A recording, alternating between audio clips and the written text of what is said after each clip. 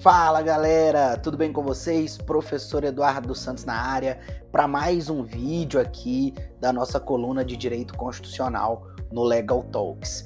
Meus amigos, bem, hoje eu quero tratar de um assunto extremamente importante e que tem provocado muitas discussões nos últimos meses no Brasil, que é aborto, né? Nós sabemos que tanto o Supremo como o Congresso Nacional têm debatido o tema, né, de forma intensa. O Supremo Tribunal Federal, nos últimos anos, teve decisões muito importantes, decisões relevantes aí no cenário nacional, como a decisão que possibilitou inicialmente, né, há mais de uma década atrás, as pesquisas com células tronco embrionárias. Posteriormente, nós tivemos o reconhecimento, né, da inconstitucionalidade do aborto voluntário, dos fetos anencéfalos, e agora nós temos aí uma tratativa, uma discussão na DPF 442, sobre a inconstitucionalidade, né, da criminalização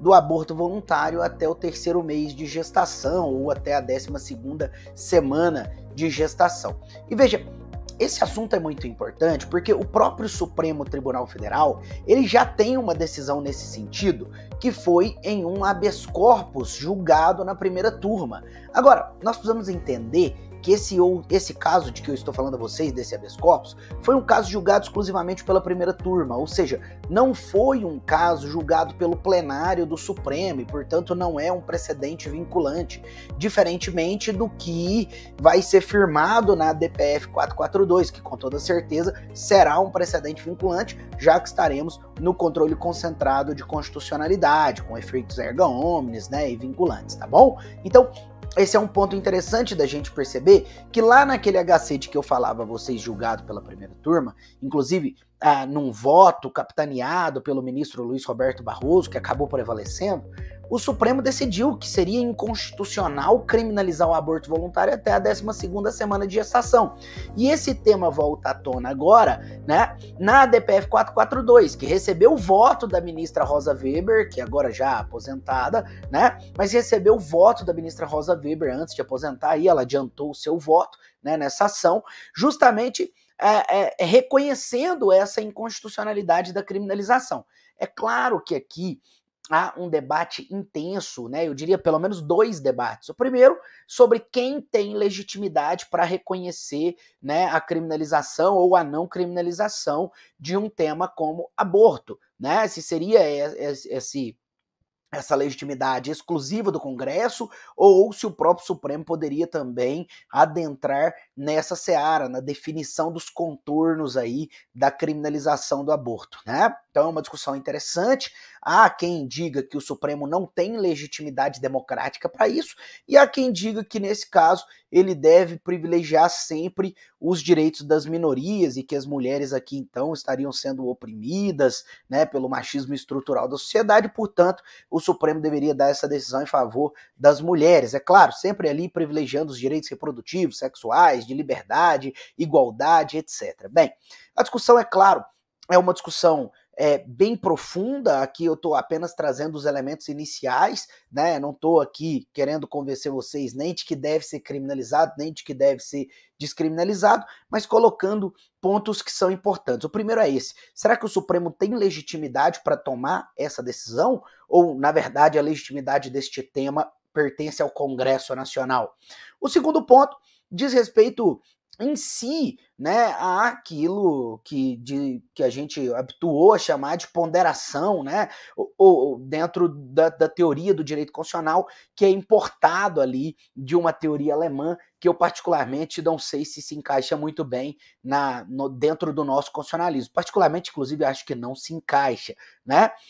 Uma teoria importada ali do Robert Alexy e que acaba sendo aplicada no direito brasileiro muitas vezes de uma forma muito matematizada e que a gente sabe que é extremamente manipulável do ponto de vista hermenêutico, né? Em que se trabalha ali com necessidade, em que se trabalha ali com uma máxima de proporcionalidade, em que eu tenho que ter mais ganho do que perca com aquele direito que está prevalecendo sobre o outro, e assim por diante. Bem, Mas eu não vou entrar aqui, obviamente, numa análise da proporcionalidade alexiliana, mas o que eu quero mostrar para vocês é o seguinte: estamos aqui, caso o Supremo Tribunal Federal decida efetivamente discutir qual direito deve prevalecer, se seria um potencial direito à vida do feto, né, a dignidade do feto, ou se seria, na verdade, o direito reprodutivo, a liberdade da mulher. Então, de fazer a escolha se vai permanecer com o feto ou não. E essa é uma discussão extremamente difícil, de qualquer ponto de vista. É o chamado caso difícil, né? O hard case, tranquilo? E a gente ainda precisa lembrar de um outro ponto que também me parece muito relevante dentro dessa discussão e importante da gente se citar, que diz respeito à própria discussão de quando começa a vida, a partir de quando eu posso dizer se um feto tem vida ou não tem vida, qual é o critério que eu adoto. E aí a própria medicina não tem, né, uma unanimidade, e nem mesmo no momento atual tem ali uma prevalência absoluta de uma teoria sobre outra. Há várias discussões, a nossa legislação mesmo, temos tratados internacionais reconhecendo a teoria da concepção, como a Convenção Americana de Direitos Humanos, que o Brasil é signatário, e temos legislação brasileira reconhecendo a teoria da formação do sistema nervoso central, que se dá com 2 semanas, né? Por exemplo, a lei que autoriza ali o desligamento dos aparelhos para fins de doação de órgãos. Então, a gente tem ali uma série, né, de legislações que falam coisas, inclusive, diferentes,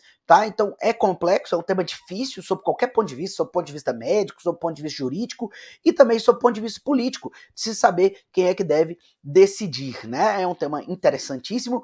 Eu abordo isso muito, né, no meu manual de direito constitucional, abordo lá o tema aborto, com todas essas teorias sobre quando começa a vida, com todas essas análises de quem pode ou não pode decidir isso, se é o Supremo, se é o Congresso, né? E lá a gente consegue adentrar, até porque temos mais páginas para fazer isso, mais tempo, né? Mas aqui eu queria trazer essa introdução desse tema tão difícil, tão polêmico, mas tão importante e relevante, né, para o direito brasileiro na atualidade, tá bom? Era isso que eu tinha para falar com vocês hoje. Fico muito feliz que vocês tenham tirado esses minutos para me ouvir. Um grande abraço e até mais.